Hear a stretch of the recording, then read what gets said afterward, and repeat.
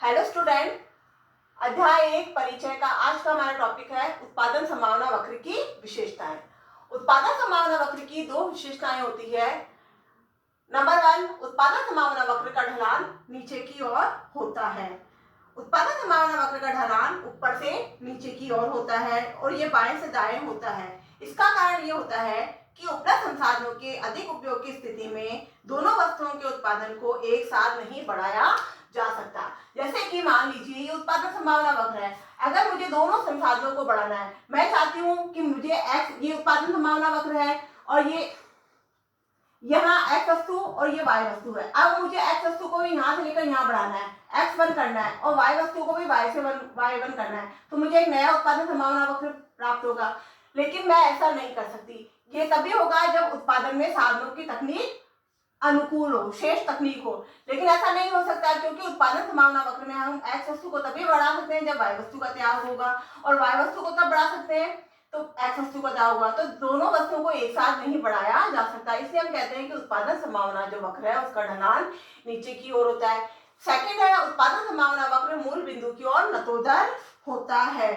तो जो उत्पादन संभावना वक्र है यह वक्र मूल बिंदु की ओर नतोदर होता है। इसका कारण ये होता है कि x वस्तु की प्रत्येक अतिरिक्त इकाई का उत्पादन करने के लिए y वस्तु की पहले की तुलना में अधिक इकाइयों का त्याग करना पड़ेगा।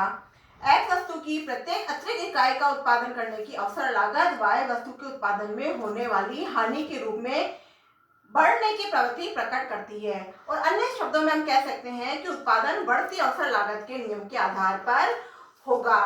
तो ये ऐसा इसलिए होता है कि उत्पादन संभावना वक्र जो होता है वो मूल बिंदु की ओर नतोदर होता है, क्योंकि हमें जब x वस्तु को बढ़ाना होता है तो हमें y वस्तु को घटाना पड़ेगा और अगर y वस्तु को बढ़ाना होगा तो हमें x वस्तु को घटाना पड़ेगा। और जब हम एक वस्तु को बढ़ाएंगे तो पहले की तुलना में हमें दूसरी वस्तु का अधिक मात्रा में त्याग करना पड़ेगा।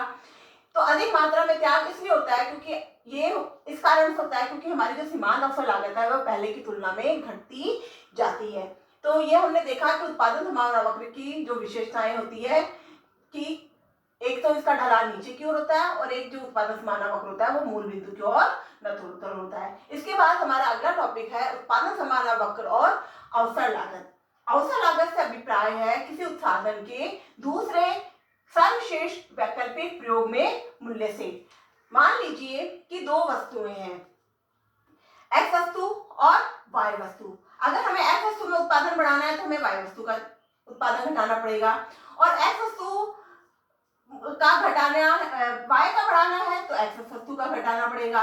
तो जब हम कहते हैं कि हमने अगर x वस्तु का उत्पादन बढ़ाया है तो जो y वस्तु का उत्पादन घटाया है वो x वस्तु के उत्पादन की अवसर लागत होगी। जितनी इकाइयों का हम उत्पादन घटाते हैं वह x वस्तु की अवसर लागत होगी। मान लीजिए कि एक किसान है, एक किसान खेत में गेहूं और सरसों पैदा करता है तो उसे गेहूं का अतिरिक्त उत्पादन करने के लिए सरसों के उत्पादन का त्याग करना ही पड़ता है। सरसों की कीमत का जितना त्याग किसान द्वारा किया जाता है वह गेहूं की अवसर लागत कहलाएगी। तो इस तरीके से हमने देखा कि जो उत्पादन संभावना वक्र है इसमें मान लीजिए x अक्ष पर तो है x वस्तु को और y अक्ष पर y वस्तु को दिखाया गया है। इस चित्र में यह मान्यता पर आधारित है कि मान लीजिए कि जो टेक्निक है उत्पादन को बनाने की जो टेक्निक है वो स्थिर है, तकनीक जो है वो स्थिर है और संसाधनों का पूर्ण उपयोग हो रहा है।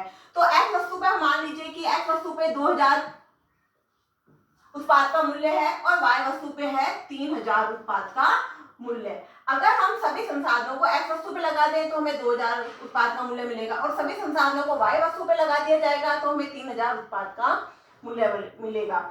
अगर हमें x वस्तु के उत्पाद का मूल्य लेना है तो हमें y वस्तु के उत्पाद का मूल्य त्याग करना ही पड़ेगा। तो हम ये कह सकते हैं कि जो 3000 रुपए है जो x वस्तु में लगाया गया है वो y वस्तु के लिए अवसर लागत होगी, अर्थात 3000 रुपए x वस्तु की सीमा ये अवसर लागत कहलाएगी। तो हमने समझा कि उत्पादन संभावना वक्र और अवसर लागत क्या है कि किसी भी साधन को अगर हम दूसरे वैकल्पिक प्रयोग में लगाते हैं तो जो त्यागी गई मात्रा होती है उस साधन के लिए उसकी अवसर लागत कहलाती है।